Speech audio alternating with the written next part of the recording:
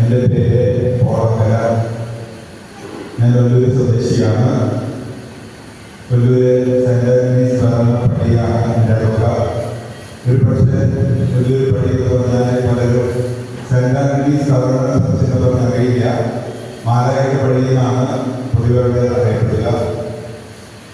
ഇന്ന് നിങ്ങളുടെ മുന്നിൽ ഈ ആൾക്കാരെ വചനം പറയാനായിട്ട് നിൽക്കുമ്പോൾ എനിക്കേറെ സന്തോഷമുണ്ട്. കാരണം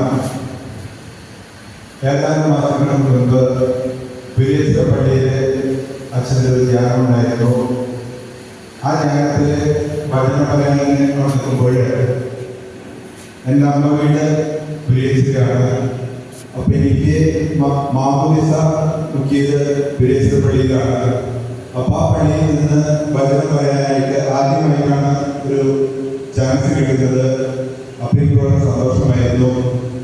അന്നത്തെ ശുശ്രൂഷ കഴിഞ്ഞ് വീട്ടിലേക്ക് പോയപ്പോൾ എൻ്റെ വൈഫ് എന്നോട് പറഞ്ഞു, എനിക്ക് മാമോദിസ കിട്ടിയ പള്ളിയിൽ ഒരു വചനം പറയുവാനായിട്ട് അല്ലെങ്കിൽ ശുശ്രൂഷ ചെയ്യുവാനായിട്ട് എപ്പോഴാണ് സാധിക്കുക എന്ന്.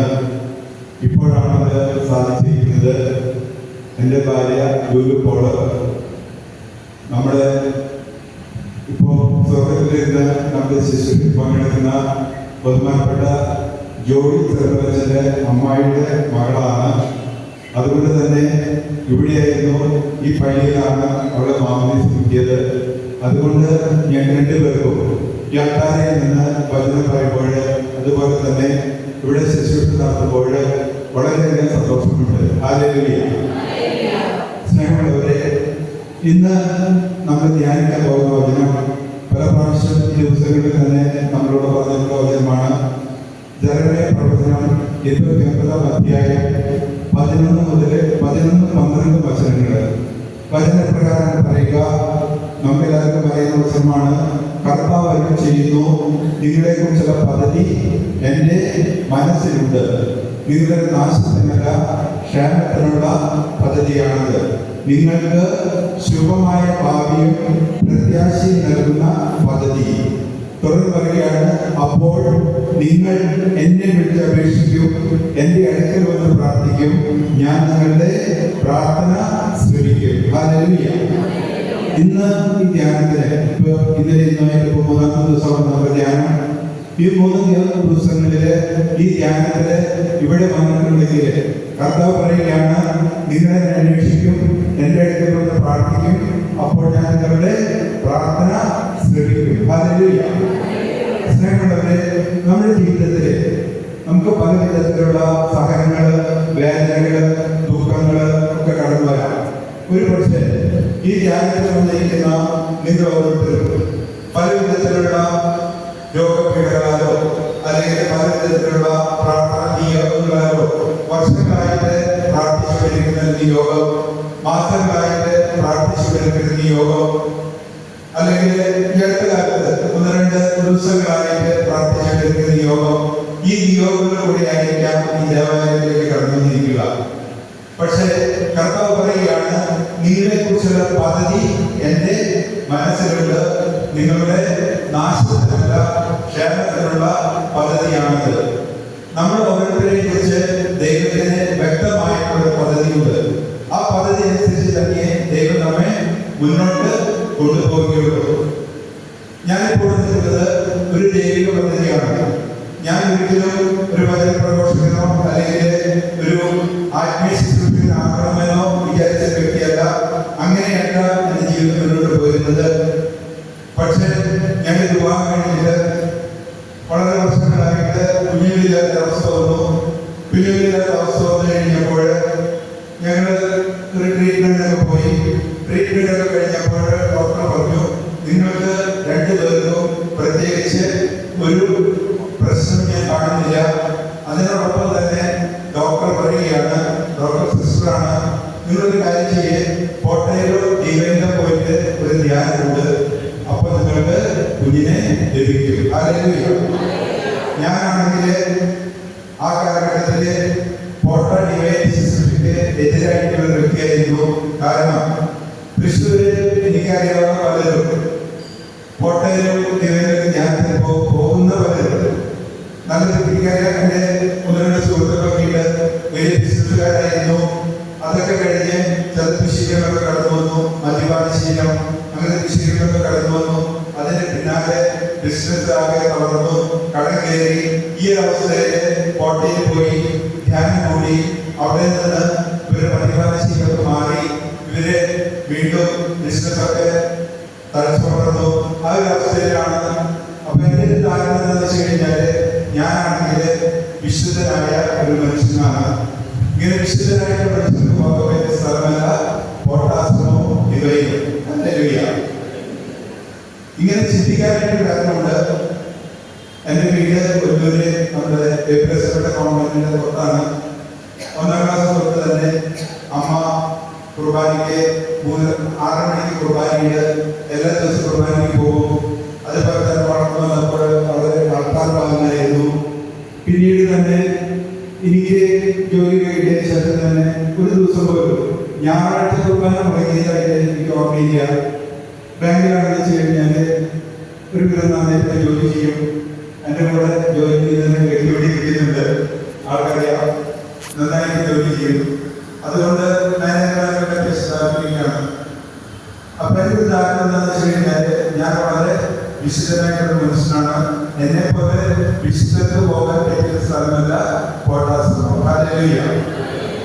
പക്ഷേ എന്റെ സഹകരണി വളരെ ആഗ്രഹമായിരുന്നു ഡിവൈനിലോ കോട്ടയിലോ ധ്യാനം കൊണ്ടുവന്ന് അങ്ങനെ അവളുടെ ഇതൊന്ന് നിറവേറ്റി കൊടുക്കാൻ വേണ്ടിയിട്ട് എന്തോ ദൈവം ഞാൻ മാറി വന്നിരിക്കുകയായിരുന്നു. പക്ഷേ 1996 ഡിസംബർ 31 ഡിസംബർ മുൻകഴിയാം 97 പുതുവർഷം വരെയാണ്. അപ്പൊ നമ്മള് പല തീരുമാനങ്ങളെടുക്കും. അതുപോലെ തന്നെ ഇന്നത്തെ കാലത്ത് ഒക്കെ സർപ്രൈസ് ഗിഫ്റ്റൊക്കെ കൊടുക്കും എന്ന് പറഞ്ഞ പോലെ ഞാൻ എൻ്റെ ഭാര്യയോട് പറഞ്ഞു, നിനക്ക് പുതുവർഷമായിട്ട് ഞാനൊരു സർപ്രൈസ് ഗിഫ്റ്റ് തരുന്നത് പറഞ്ഞു. പക്ഷെ മനസ്സിലായില്ല. അങ്ങനെ 97 ജനുവരി 1 ഞാനിവിടെ പറഞ്ഞു, നമുക്ക് കാര്യം ചെയ്യാം, ഡിവൈനിൽ പോയിട്ട് ഒരു ധ്യാനം കൂടാം. ഹല്ലേലൂയ. അങ്ങനെ ഞങ്ങള് 97 ജനുവരി അവസാന ആഴ്ചയിൽ ഡിവൈനിൽ പോയിട്ട് ധ്യാനം കൂടി. ധ്യാനം കൂടി വന്നപ്പോൾ ധ്യാനം കൂടിക്കൊണ്ടിരിക്കുമ്പോൾ തന്നെ എനിക്ക് പ്രത്യേകിച്ചൊന്നും ഒരു കാര്യം തോന്നിയില്ല. ഇവരുടെ നിർബന്ധത്തിൽ ഇറങ്ങി പോകുന്നു. ഇവിടാണെന്ന് വെച്ച് കഴിഞ്ഞാൽ അവിടെ സ്തുതിക്കുന്നു, എല്ലാ കാര്യങ്ങളും ചെയ്യുന്നു. ഞാനാണെന്ന് വെച്ച് കഴിഞ്ഞാല് പങ്കേശൻ എന്താണ് പറയുന്നതൊക്കെയാണ് എൻ്റെ ഒരു ധാരണ. പങ്കേശന്റെ കാര്യങ്ങൾ ടെക്നിക്കൽ ഉണ്ടെന്നൊക്കെയാണ് ഞാൻ മനസ്സിലാക്കിയിട്ടുള്ളത്. അപ്പോൾ പങ്കേശൻ അവിടെ ധ്യാനം തുടങ്ങി ആദ്യത്തെ ദിവസം തന്നെ എന്നെ തൊട്ടടുത്ത് ഒരു സഹോദരൻ ഉണ്ടായിരുന്നു. ആ സഹോദരനും എന്നെ പോലെ തന്നെ ധ്യാനത്തിലുള്ള പുള്ളിക്ക് യാതൊരു താല്പര്യമില്ല.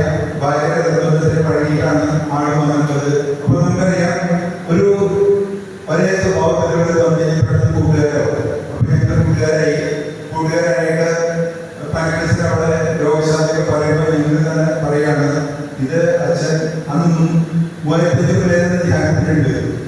ഞങ്ങൾ രണ്ടുപേരും തീരുമാനിച്ചു, അച്ഛനവിടുന്ന് രജിസ്റ്റർ കുത്തിന്ന് കുറെ പേരോട് എഴുതുന്നത് പറയുകയും അതായിരിക്കും അച്ഛൻ പേരോട് പറയുന്നത്. അങ്ങനെ ആദ്യ ദിവസം കഴിഞ്ഞു, 2ാമത്തെ ദിവസം കഴിഞ്ഞു, 3ാമത്തെ ദിവസമാണ് കൗൺസിലിംഗ്. അപ്പൊ കൗൺസിലിംഗ് എന്ന് വെച്ച് കഴിഞ്ഞാൽ രണ്ടാമത്തെ ചിന്ത എന്താണെന്ന് വെച്ച് കഴിഞ്ഞാല് പ്രശ്നക്കാർക്കുള്ള ഒരു കാര്യമാണ് കൗൺസിലിംഗ്. അപ്പൊ ഞാനെന്ന് വെച്ച് കഴിഞ്ഞാൽ വേറെ പ്രശ്നങ്ങളൊന്നുമില്ല, മക്കളില്ല എന്നൊരു പ്രശ്നമുണ്ട്. ഇത് മാറ്റി നിർത്തി കഴിഞ്ഞാൽ വേറെ പ്രശ്നങ്ങളൊന്നുമില്ല. അപ്പൊ ഈ 3000 പേരാണ് ധ്യാനത്തിന് ഇരിക്കുന്നത്. അതിലൊരാള് കൗൺസിലിംഗ് പോയെങ്കിലും ആരും ശ്രദ്ധിക്കുന്നില്ല. അപ്പൊ ആദ്യത്തെ ധ്യാനത്തിന് കൗൺസിലിങ്ങിന് പോയില്ല. പിറ്റേ ദിവസമാണ് കുമ്പസാരം. അന്നത്തെ ചിന്തയാണല്ലോ ഭാഗ്യങ്ങൾക്ക് വേണ്ടിയിട്ടാണ് കുമ്പസാരം.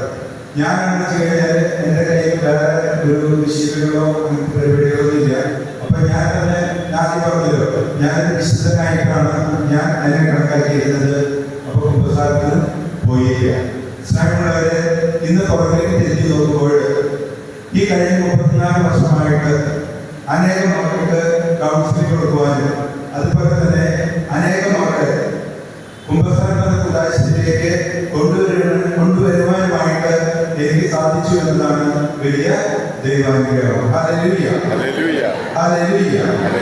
അങ്ങനെ കാലങ്ങൾ കടന്നുപോയി. ഡിവൈഡിൽ ഞാൻ കൂട്ടിയിട്ട് വന്നു. വേറെ പ്രശ്നങ്ങളൊന്നുമില്ല. ഞാൻ ബാങ്കിലേക്ക് പോവാണ്.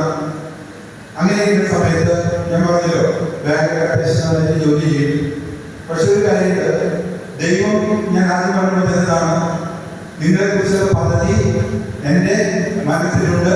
നിങ്ങളുടെ നാശത്തിനല്ല ക്ഷേമത്തിനുള്ള പദ്ധതിയാണത്. നമ്മുടെ പറഞ്ഞിട്ടുള്ള വാക്കുണ്ട്, നിന്നെ കൂടാതെ നിന്നെ സൃഷ്ടിച്ച ദൈവത്തിന് നിന്നെ കൂടാതെ നിന്നെ രക്ഷിക്കുവാൻ സാധിക്കുകയില്ല. നമ്മൾ ദൈവത്തിന് വിട്ടുകൊടുക്കാണ്ടിരിക്കുമ്പോഴാണ് ദൈവത്തിന് നമ്മളെ പ്രവർത്തിക്കാൻ കഴിയാതെ പോകുന്നത്. പക്ഷെ അതിന് മറ്റൊരു കഴിവുകൂടിയുണ്ട്.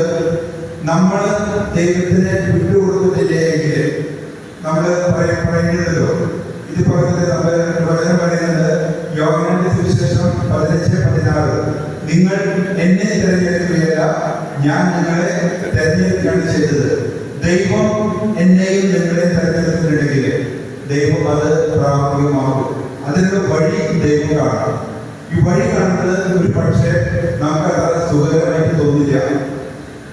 ഞാൻ പറഞ്ഞു, ഒരു ദിവസം ഞാൻ ബാങ്കിൽ ജോലി ചെയ്തിരിക്കുകയാണ്. എൻ്റെ കയ്യിൽ നിന്ന് പേന നിലത്ത് വീണപ്പോൾ എനിക്ക് പ്രദേശത്ത് തോന്നിയില്ല. ഞാൻ പേന എടുത്ത് എഴുതാനായിട്ട് ശ്രമിച്ചു. പക്ഷെ ഒരു കാരണവശാലും പേന പിടിക്കാനായിട്ട് എന്നെ പറ്റുന്നില്ല. അതേസമയം പേരിന്റെ ചെലവാണ്, ലെറ്റർ മാറ്റി വയ്ക്കാം. ഞാൻ ലൈബ്രറിയിൽ പോയിട്ട് ഒരു ഗ്ലാസ് വെള്ളം കുടിക്കാൻ നോക്കി, വെള്ളം എടുത്ത് കുടിക്കാം, ഒരു കുഴപ്പമില്ല. പക്ഷെ പേന കൊണ്ട് ഒരു വാക്ക് പോലും എഴുതാനായിട്ട് പറ്റില്ല. കുറെ നേരം അവിടെ ഇരുന്നു. കുറെ നേരം ഇരുന്ന് കഴിഞ്ഞപ്പോൾ ഞാൻ വേദന തുടങ്ങി. കുറച്ച് കഴിയുമ്പോൾ മാനേജറോട് പറഞ്ഞു, സാറേ എനിക്ക് സുഖമില്ല. ഇത് പറഞ്ഞില്ല, കാരണം എൻ്റെ അഭിമാനം സമ്മതിക്കുന്നില്ല. എനിക്ക് നല്ല തലവേദന ഇതൊക്കെ പറഞ്ഞ് എനിക്ക് വീട്ടിൽ പോയിട്ട് അങ്ങനെ വീട്ടിൽ ചെന്നപ്പോഴൊക്കെ പറഞ്ഞപ്പോൾ വീട്ടുകാർക്കും വളരെ പ്രശ്നം തോന്നി ആയി. അങ്ങനെ ആ കാലത്തൊക്കെ എങ്ങനെയാണെന്ന് വെച്ച് കഴിഞ്ഞാൽ ഇങ്ങനത്തെ അസുഖം വരുന്നില്ലെന്നുള്ള ആദ്യം വൈദ്യന്മാർ പോയി കണ്ടാണ്. അപ്പൊ മണ്ണത്തിലുള്ള വൈദ്യരെ പോയി കണ്ടു. വൈദ്യരെ കൈയൊക്കെ നോക്കിയിട്ട് പറഞ്ഞു, ഇതൊരു റൊമാറ്റിക് കംപ്ലൈന്റ് ആണ്, വാദത്തിന്റെ ഉത്തരവാണ്. അതുകൊണ്ട് ആള് 15 ദിവസത്തേക്ക് കുറച്ച് മരുന്ന് കഷായം എല്ലാം എഴുതി തന്നു. കുറച്ച് നാൾ വീഴണം ഇങ്ങനെയൊക്കെ പറഞ്ഞു വീട്ടിലേക്ക് വിട്ടു. അങ്ങനെ ഒരു 5-6 ദിവസമായി. 5-6 ദിവസമായി കഴിയുമ്പോൾ കയ്യിന്റെ കാര്യത്തിലൊരു വ്യത്യാസം വരുന്നില്ല. പക്ഷെ അയൽപ്പക്കാരും നാട്ടുകാരൊക്കെ ചോദിച്ചു തുടങ്ങി, എന്തുകൊണ്ടാണ് ഇവൻ ബാങ്കിലേക്ക് പോകാത്തത്? കാരണം എന്നെ കണ്ടത് കുഴപ്പമില്ല, എനിക്ക് വേണമെങ്കിൽ പറഞ്ഞിട്ട് പോയി കൈകൊണ്ട് കളയാം, ഒരു പ്രശ്നമില്ല. പക്ഷെ കൈകൊണ്ട് ഒരു വാക്ക് പോലും എഴുതാൻ പറ്റുന്നില്ല.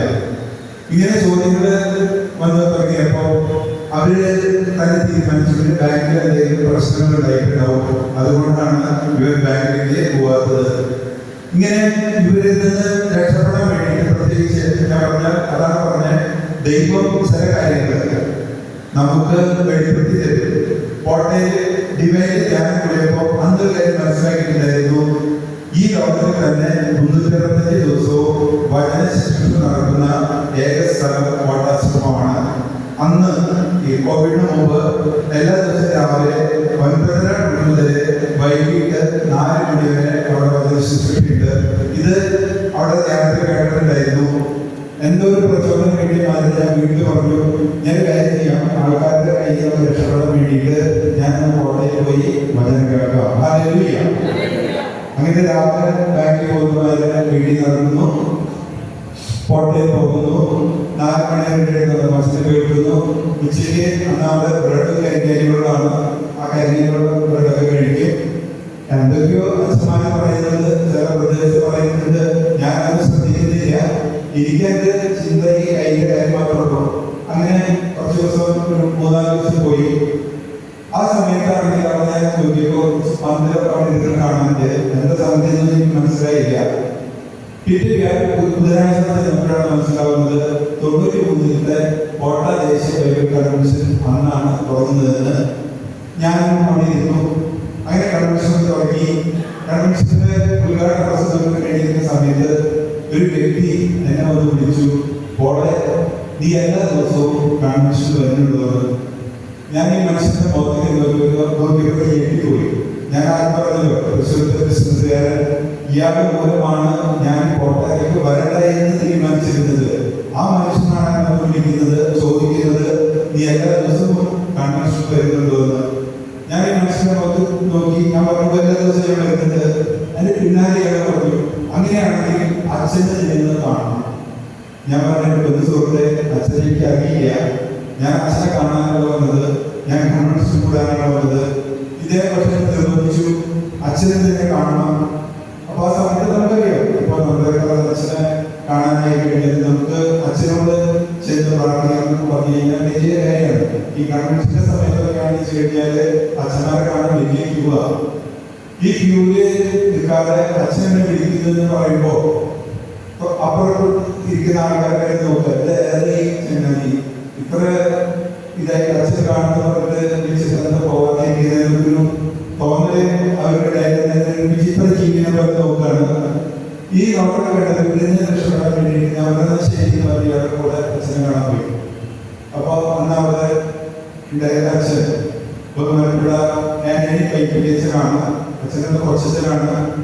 ഇത് ബെനിഫിഷ്യൽ സഭയുടെ ഏറ്റവും വലിയ പ്രവർത്തകനാണ് ആന്റണി പൈപ്പിയച്ചൻ. അപ്പൊ അച്ഛനോട് ഞാൻ പറഞ്ഞിട്ടുണ്ട്, ഞാൻ ഒരാളെ വിളിച്ചുകൊണ്ടുവരും, അങ്ങേരുടെ പേര് പോളെന്നാണ് പറഞ്ഞിട്ടുണ്ട്. അപ്പൊ അച്ഛനാണ് ചെന്നപ്പേക്ക് തന്നെ മൊത്തം പരിചയമാര് പോളേണ്ട ഞങ്ങൾക്ക് ഉപകാരം ചെയ്യാൻ പറ്റും. അച്ഛൻ ആദ്യമൊക്കെ ചോദിക്കാണ്ട് ഞാൻ ഉടനെ അച്ഛനോട് പറഞ്ഞു, അച്ഛോ ഞാൻ ഉപകാരം ചെയ്യാൻ വന്നിട്ടുള്ളതല്ല, ഞാൻ കൺവെൻഷൻ കൂടെ വന്നിട്ടുള്ളതാണ്. ഇത് കേൾക്കാതെ തന്നെ അച്ഛൻ പറഞ്ഞു, എന്താണ് ഉപകാരം ചെയ്യേണ്ടത്? ഇത് സിമ്പിളാണ്. കൺവെൻഷൻ അവിടെ സ്വാഭാവികമായിട്ടിരിക്കും. അപ്പൊ അന്ന് കറക്റ്റ് കഴിഞ്ഞാൽ 93 സ്വാഭാവികമായിട്ടിരിക്കുക പറഞ്ഞു കഴിഞ്ഞാല് കുറെ 10 നോട്ട്, 5 നോട്ട്, ചില്ലറ ഇതൊക്കെയാണ് വരിക. ഇത് എണ്ണി തിരിപ്പെടുത്താന്ന് പറഞ്ഞു കഴിഞ്ഞാൽ വലിയൊരു കടമയാണ്. പല അവിടെ ചെയ്യുന്ന പരിപാടി എന്താണെന്ന് വെച്ച് കഴിഞ്ഞാല് ഓരോ ദിവസം കൺവെൻഷൻ കഴിയുമ്പോൾ ചാക്കിൽ കെട്ടിയിട്ട് ആശ്രമത്തിന് കൊണ്ടുവിടും. കൺവെൻഷൻ കഴിഞ്ഞ് ഒരു 10-15 ദിവസത്തിനും എല്ലാവരും കെട്ടി തീർക്കുക. പൈപ്പിളിച്ചൻ അവിടെ പുതിയ അച്ഛനായിട്ട് ജോയിൻ ചെയ്തിട്ടുള്ളതാണ്. അപ്പൊ അച്ഛനൊരു തോന്നൽ വന്നു, എല്ലാ ദിവസത്തെയും സ്വാസ്ഥ്യക്കാഴ്ച അതാത് ദിവസം എണ്ണീതിക്കപ്പെടണമെന്ന്. അപ്പൊ ഞാൻ ബാങ്കുകാരൊക്കെ കഴിഞ്ഞാല് ഇങ്ങനത്തെ കൊണ്ടുവരാൻ പറ്റില്ല, ഇന്നത്തെ മെഷീനിലാണ്, ഞങ്ങൾ ഈ പൈസ ഇടാനായിട്ട് ഞങ്ങളൊക്കെ എക്സ്പേർട്ടാണ്. അപ്പോ അച്ഛനോട് ഞാൻ പറഞ്ഞു, നിങ്ങളുടെ ബാങ്കിൽ ജോലി ചെയ്യുന്ന ഒരാളാണ് ഇരിക്കുന്നത്, ഈ ആളെ ഞാൻ വിളിച്ചു കൊണ്ടുവരാം. അങ്ങനെ അച്ഛനെ തന്നെ പറഞ്ഞുകൊണ്ടിരിക്കുന്നതിനിടയിൽ എന്നെ വിളിച്ചു കൊണ്ടുവരുന്ന വ്യക്തി ഒരു ബാഡ്ജ് സ്വാസ്ഥ്യക്കാഴ്ച ശുശ്രൂഷ പറഞ്ഞിട്ട് ഒരു ബാഡ്ജ് എന്റെ ഷർട്ടിൽ കുത്തി തന്നു. അന്ന് തുടങ്ങിയതാണ് ഈ കോട്ട ശുശ്രൂഷ. അത് കഴിയുമ്പോൾ അച്ഛൻ പറഞ്ഞു, നമുക്ക് 12 മണിക്ക് അവിടെ സ്വാസ്ഥ്യക്കാഴ്ച കഴിക്കുക. അത് കഴിഞ്ഞാൽ ഒരു 11:30 ആകുമ്പോൾ കൗണ്ട് ചെയ്ത് തുടങ്ങാം. അപ്പൊ 10-15 പേരുടെ സഹായിക്കാനുണ്ടാവും. ഞാനൊന്ന് നേരത്തെ കൊടുത്താൽ മതി. അങ്ങനെയൊക്കെ പറഞ്ഞ് അച്ഛനോട് എന്നോട് ഇരുത്തി. അപ്പോ അവിടെ ഇരുന്നപ്പോൾ തന്നെ ഞാൻ VIP കാരണം എല്ലാവർക്കും കരിഞ്ഞപ്പോഴും ബ്രെഡൊക്കെയാണ്. അപ്പൊ അച്ഛൻ പറഞ്ഞു, ഈ കോളേജിന്റെ ഉച്ചയ്ക്ക് ചോറ് കൊടുക്കണം, ഭക്ഷണം കൊടുക്കണം എന്നൊക്കെ പറഞ്ഞിട്ട് എന്നോട് ഒരു VIP എത്തിയിരുത്തി. അങ്ങനെ 12 മണിയായിപ്പോ സ്വാസ്ഥ്യമായിട്ട് ബക്കറ്റ് കൊടുത്തു. ബക്കറ്റ് കൊടുത്തു തുടങ്ങി. അപ്പൊ അന്ന് ഏകദേശം 10,000 വീത ആൾക്കാരെ കൺവെൻഷൻ വന്നിട്ടുണ്ട്. അപ്പൊ ഈ സ്വാസ്ഥ്യമായിട്ട് 10,000 ആൾക്കാരില്ല. അപ്പൊ ഇവര് സംഘാടകര് പ്രേക്ഷകരെ അന്വേഷിക്കുന്ന നടക്കുക. ആ സമയത്ത് ഞാൻ അച്ഛനോട് ചോദിച്ചു, അച്ഛോ ഞാൻ പോട്ടെ തിരിക്കാൻ. അപ്പൊ അച്ഛനോട് ചോദിച്ചു, പോട്ടെ തിരിക്കോ? നമ്മൾ എനിക്ക് കുഴപ്പമില്ല, എന്തോ ദൈവം കാര്യങ്ങളല്ല. അപ്പൊ അപ്പോൾ എനിക്കൊരു ബക്കറ്റ് കിട്ടി. ഞാൻ ആ ബക്കറ്റ് പിടിച്ച് സ്വാസ്ഥ്യമായിട്ട് പിടിച്ചു. അന്ന് സ്വാസ്ഥ്യമായിട്ട് തിരിച്ചു വന്നു, പൈസ എണ്ണി. ഇതൊക്കെ കഴിഞ്ഞ് കഴിഞ്ഞപ്പോൾ ഏകദേശം 8 മണിയായി.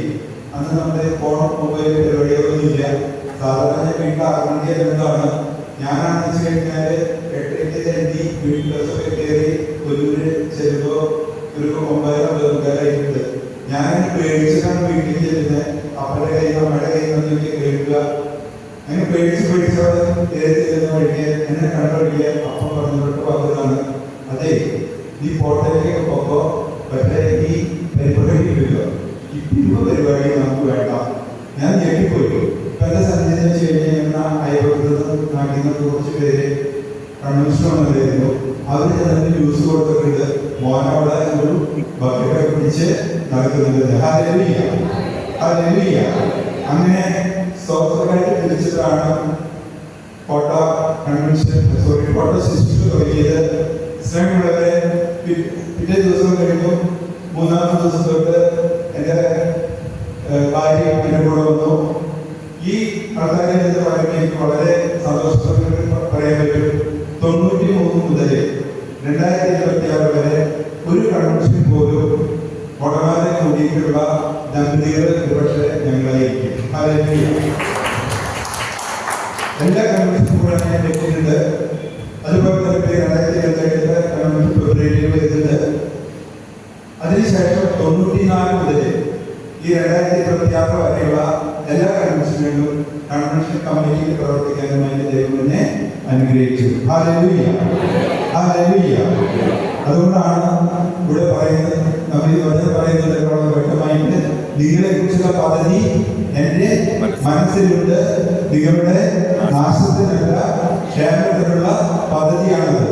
ഈ പദ്ധതി എന്ന് പറഞ്ഞു കഴിഞ്ഞാൽ നമ്മൾ വിചാരിക്കും ഈ ദൈവിക പദ്ധതി എന്ന് പറഞ്ഞു കഴിഞ്ഞാൽ ഒരു ചുവന്ന പരത്താനി വിരിച്ച് നമ്മളെ കൊണ്ടുപോകുന്നതല്ല. നമ്മുടെ ജീവിതത്തിലെ സഹനങ്ങൾ വരും, ദുഃഖങ്ങൾ വരും. സ്നേഹമുള്ളവരെ, അതിനുശേഷം കോട്ടയിൽ തന്നെ ഒരു ദമ്പതി ഞാൻ കൊണ്ടുപോകാനും അതുപോലെ തന്നെ മക്കളില്ലാത്ത ദമ്പതികൾ ഞാൻ കൊണ്ടുപോകാനായിട്ട് സാധിച്ചു. അതിൽ വെച്ച് ഞങ്ങൾക്ക് വെളിപ്പെടുത്തൽ കിട്ടി. ദൈവം ഞങ്ങൾ 2 പേരെയും ദൈവം ആഗ്രഹിച്ചിരിക്കുന്നത് ദൈവിക ശിശുക്കൾക്ക് വേണ്ടിയിട്ടാണെന്നാണ്. അതുകൊണ്ട് തന്നെ ഈ 93 മുതൽ ഈ 2026 വരെ 34 വർഷം ദൈവിക ശുശ്രൂഷകളിലെ ആയിരിക്കുവാനായിട്ട് ഞങ്ങൾക്ക് സാധിച്ചു. സ്നേഹമുള്ളവരെ, ഇപ്പോഴും മുമ്പിൽ നിൽക്കുമ്പോൾ ഞങ്ങൾക്ക് മക്കളില്ല. പക്ഷേ ഞങ്ങളെ ദൈവിക ശുശ്രൂഷയ്ക്ക് വേണ്ടിയിട്ട് ദൈവം തിരഞ്ഞെടുത്ത് അയച്ചതാണെന്നുള്ള വലിയ സന്തോഷത്തിലാണ് ഞങ്ങൾ ഇപ്പോൾ 2 പേരും ആത്മീയ ശുശ്രൂഷ നടത്തി മുന്നോട്ട് പോകുന്നത്. സ്നേഹമുള്ളവരെ, പലരും ഞങ്ങളോട് ചോദിക്കാറുണ്ട്, നിങ്ങളെ കാണുമ്പോൾ വേറെ മുഖത്തേക്ക് നോക്കിയാൽ വേറെ ദുഃഖങ്ങളൊന്നും ഇല്ലല്ലോ, സങ്കടങ്ങളൊന്നും ഇല്ലല്ലോ. നമുക്കറിയാം, സാധാരണ നിങ്ങൾ തന്നെ ഇപ്പോൾ ഞങ്ങൾ പരിചയപ്പെട്ട് കഴിഞ്ഞാൽ അടുത്ത ചോദ്യം എന്താണെന്ന് വെച്ച് കഴിഞ്ഞാൽ മക്കളൊക്കെ എന്ത് ചെയ്തു എന്നാണ് ചോദിക്കുക. പക്ഷേ പലർക്കും ഈ മക്കളില്ലാത്തവർക്ക് അങ്ങനത്തെ ചോദ്യം അവരോട് ചോദിച്ചു കഴിഞ്ഞാൽ വലിയ വിഷമമാണ്. പക്ഷെ സ്നേഹമുള്ളവരെ, ഞങ്ങൾക്ക് നിങ്ങൾ ആ ചോദ്യം ചോദിച്ചു കഴിഞ്ഞാൽ ഞാൻ ആദ്യം തിരിച്ചിട്ട് പറയും, നിങ്ങളാണ് ഞങ്ങളുടെ മക്കളെന്ന്. കാരണം ഈ ശിശുദ്ധ ജീവിതത്തിന് മുന്നോട്ട് പോയപ്പോൾ വളരെയധികം ആത്മീയ മക്കളെ ഞങ്ങൾക്ക് ലഭിച്ചിട്ടുണ്ട്.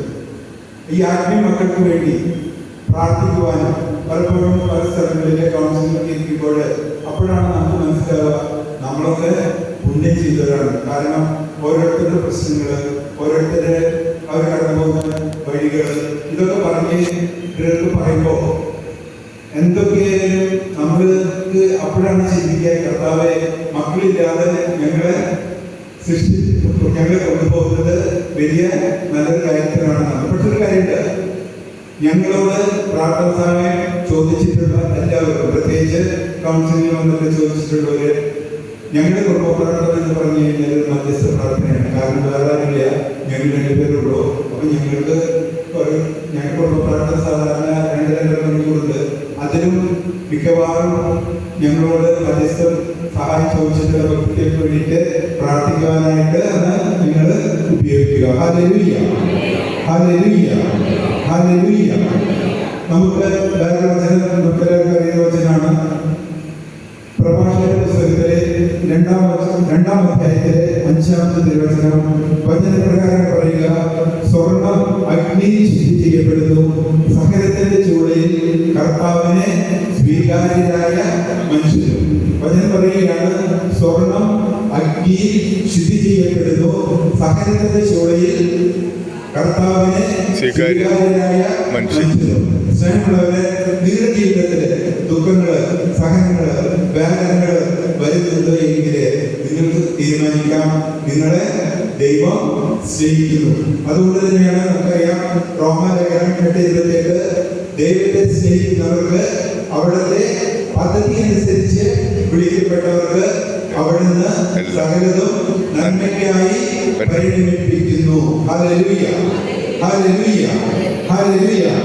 അതുകൊണ്ട് നമ്മുടെ ജീവിതത്തില് ദുഃഖങ്ങള്, സഹനങ്ങള്, വേദനകളൊക്കെ കടന്നു വരുമ്പോൾ നമ്മൾ ദൈവത്തോട് മറുതിരിച്ച് നിൽക്കാതെ, കർത്താവേ, എന്താണ് എന്നെ കുറിച്ച്, ഞങ്ങളെ കുറിച്ചുള്ള അവിടുത്തെ പദ്ധതി എന്ന് ചോദിച്ച് പ്രാർത്ഥിക്കുവാനായിട്ട് നമുക്ക് സാധിച്ചാൽ അത് തന്നെയാണ് നമ്മുടെ ജീവിതത്തിലെ ഏറ്റവും വലിയ വിജയവും. Hallelujah, hallelujah, hallelujah. സ്നേഹമുള്ളവരെ, അതുപോലെ തന്നെ നമ്മളെല്ലാവരും തന്നെ ദൈവ ശുശ്രൂഷയ്ക്ക് വേണ്ടി വിളിക്കപ്പെട്ടവരാണ്.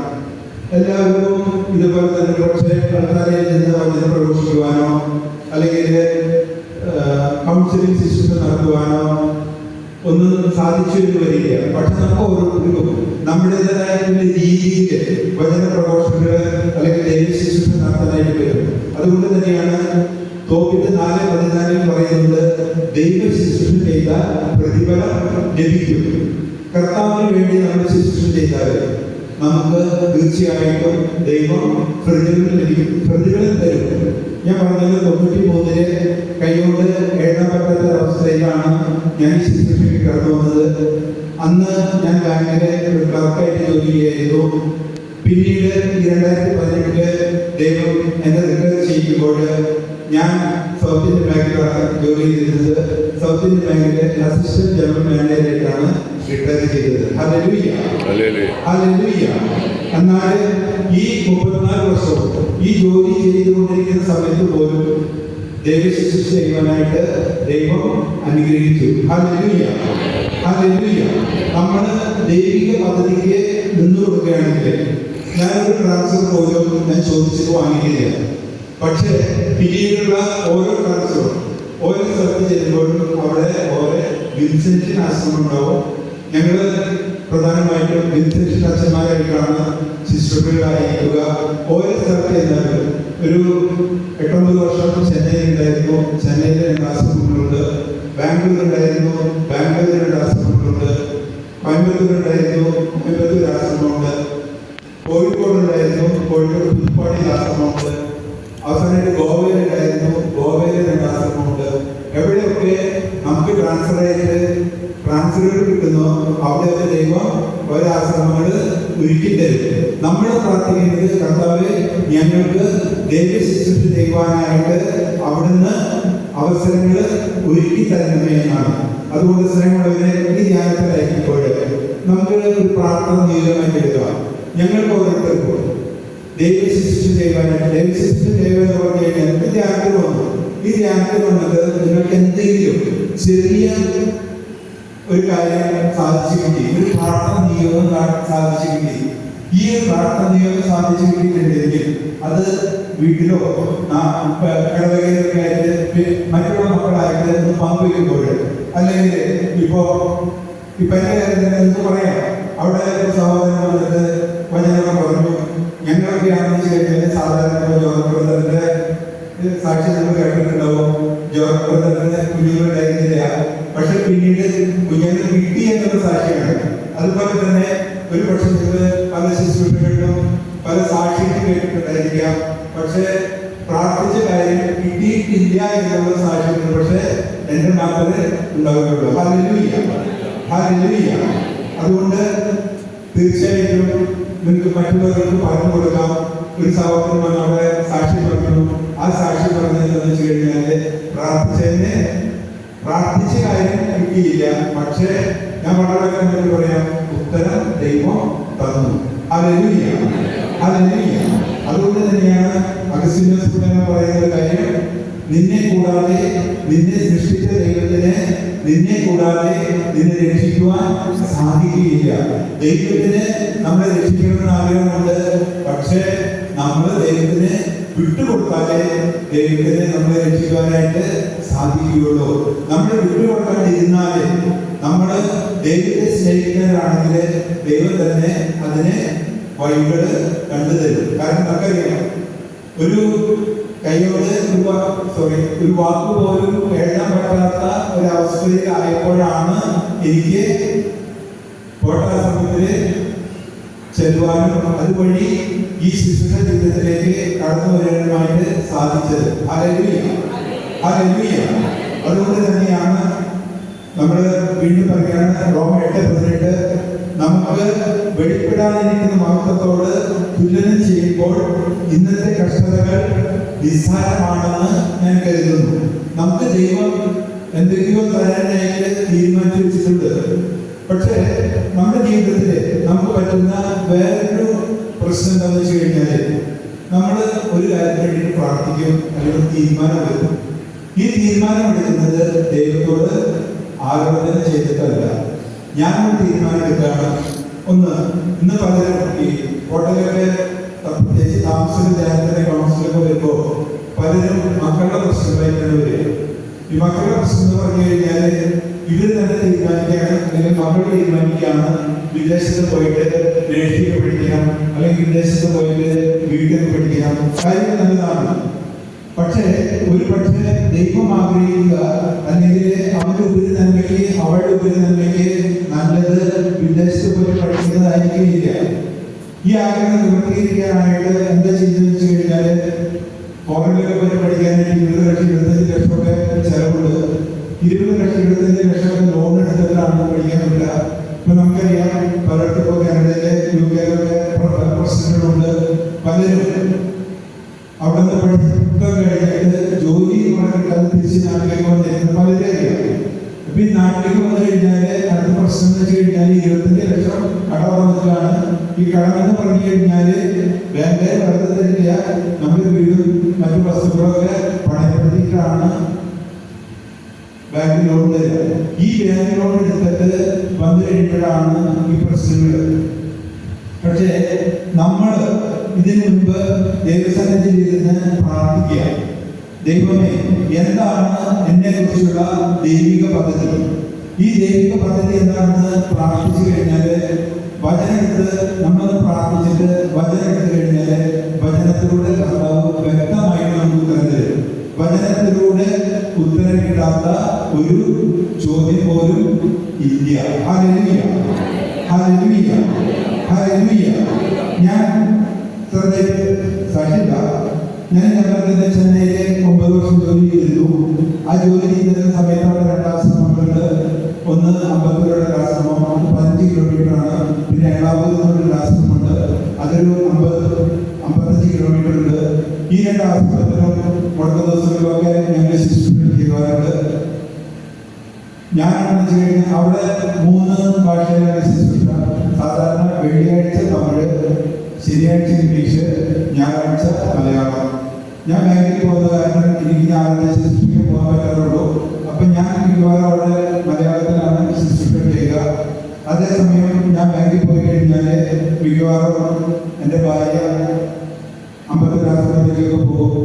അപ്പം അതുകൊണ്ട് അവൾക്ക് നന്നായിട്ട് തമിഴിലും ഇംഗ്ലീഷിലും മലയാളത്തിലും ജപമാല നൽകാനും ചെറിയ പദ്ധതി ശുശ്രൂഷ നടത്താനും കന്നഡ ചെല്ലാനൊക്കെ അവർക്ക് പറ്റും. അപ്പോ ഇങ്ങനെ ഒരു കാലഘട്ടത്തിൽ മക്കളില്ല. ഈ സമയത്ത് ചെന്നൈയിലാണ് വെച്ച് കഴിഞ്ഞാൽ ഞങ്ങൾ 14 ബ്രാഞ്ചുണ്ട്.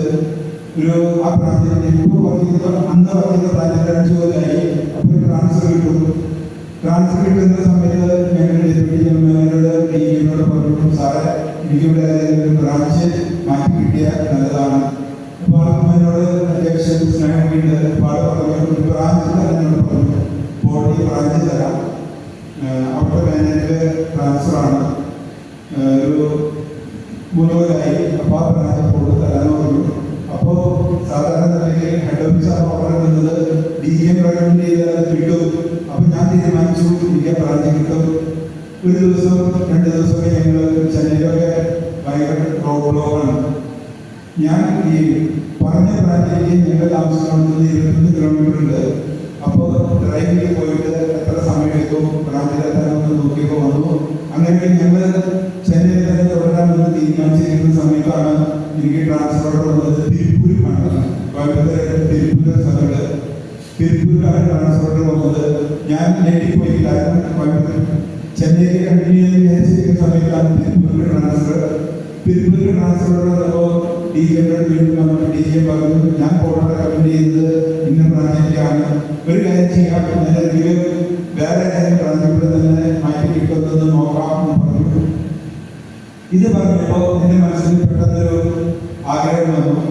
വേറെ ഒന്നുമില്ല, ഞാൻ പറഞ്ഞേ അന്നെങ്കിൽ 15 വർഷമൊക്കെ നടത്തിട്ട് പോവുകയാണ്. പക്ഷേ നമ്മുടെ ജീവിതത്തിൽ ഇന്ന് പ്രശ്നം വരുമ്പോൾ നമ്മൾ പലപ്പോഴും പല കാര്യങ്ങളും മറന്നു പോകും. ഹല്ലേലൂയ.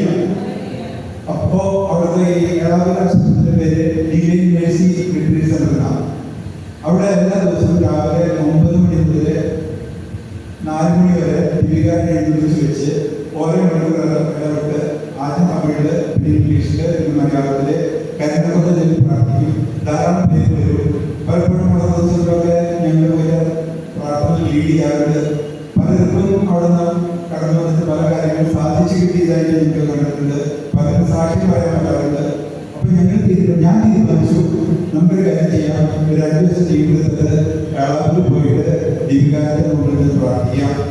അങ്ങനെ 5 ദിവസം ജീവിതത്തിൽ ഞങ്ങൾ കേരളത്തിൽ പോയ ദിവസം പ്രാർത്ഥന കഴിയുമ്പോൾ 5 മണി ആകുമ്പോൾ പ്രാർത്ഥനയ്ക്ക് വിളിച്ച് ചോദിക്കും എങ്ങനെയാണ് പല ട്രാൻസ്പോർട്ട് ക്യാൻസൽ ആയിരുന്നോ. നോമിനത്തിലാണ്. അങ്ങനെ 4 ദിവസം നോമിനത്തിലായി. 5ാമത്തെ ദിവസം അതിന് പുറമെ ഒരു തെളിവ് കിട്ടി. സാറിന് പകരമുള്ള ആളാണെന്ന് റിലീവ് ചെയ്തിട്ടുണ്ട്. ഹല്ലേലൂയ.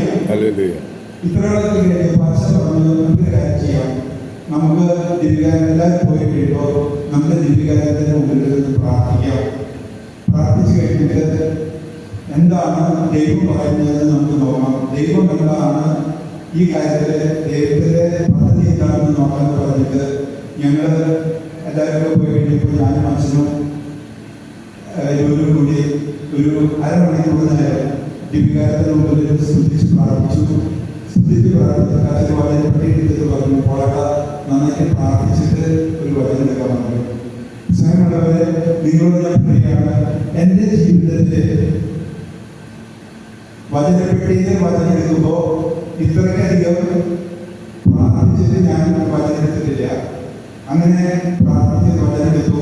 ഞാൻ വചനം വായിക്കുന്നില്ല. കാരണം എന്താണ് കർത്താവ് പറയുന്നത് ഒരു പേടി ഞാൻ അച്ഛൻ്റെ കയ്യിൽ കൊടുത്തു കഴിഞ്ഞപ്പോൾ കിട്ടിയ വചനത്തിലാണ് ജെറമ്യ പ്രവചനം 1-ാം അധ്യായം 7-ാമത്തെ വചനം.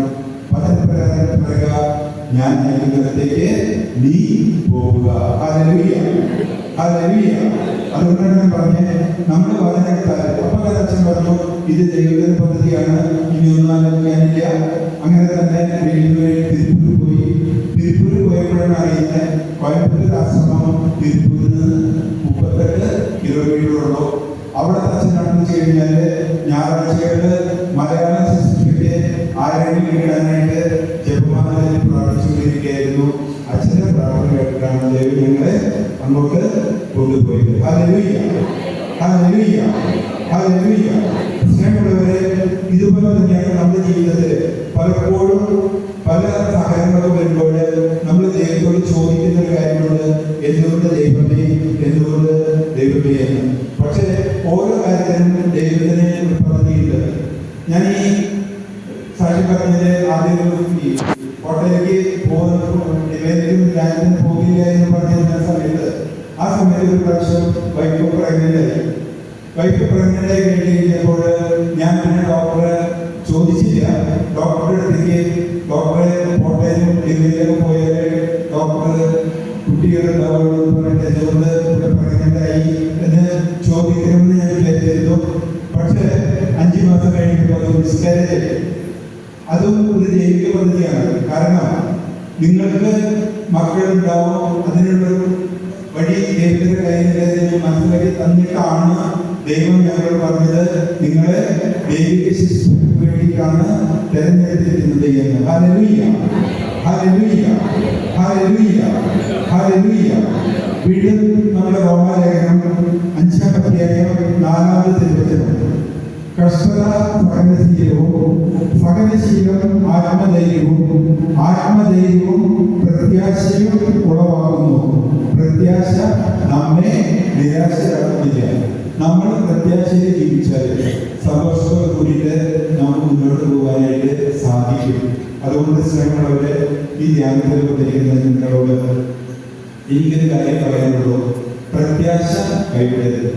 എന്തൊക്കെ ദുഃഖങ്ങള്, വേദനകള്, സഹനങ്ങള്, രോഗങ്ങള് ഇതൊക്കെ വന്നാലും നമ്മൾ പ്രത്യാശയിൽ ജീവിച്ചാൽ നമ്മുടെ ജീവിതങ്ങളെ മുന്നോട്ട് കൊണ്ടുപോകാനായിട്ട് നമുക്ക് സാധിക്കും. അതുകൊണ്ട് നമ്മുടെ മനസ്സിൽ നമ്മൾ പ്രാർത്ഥിക്കുമ്പോൾ നമ്മൾ കൊണ്ടുവരേണ്ട പ്രവചനമാണ് നമ്മൾ ആദ്യം പറഞ്ഞ വചനം. ജെറമ്യ 29:11. നിങ്ങളെ കുറിച്ചുള്ള പദ്ധതി എന്റെ മനസ്സിലുണ്ട്, നിങ്ങളുടെ നാശത്തിനല്ല ക്ഷേമത്തിനുള്ള പദ്ധതിയാണത്. നിങ്ങൾക്ക് ശുഭമായ ഭാവിയും പ്രത്യാശയും നൽകുന്ന പദ്ധതി.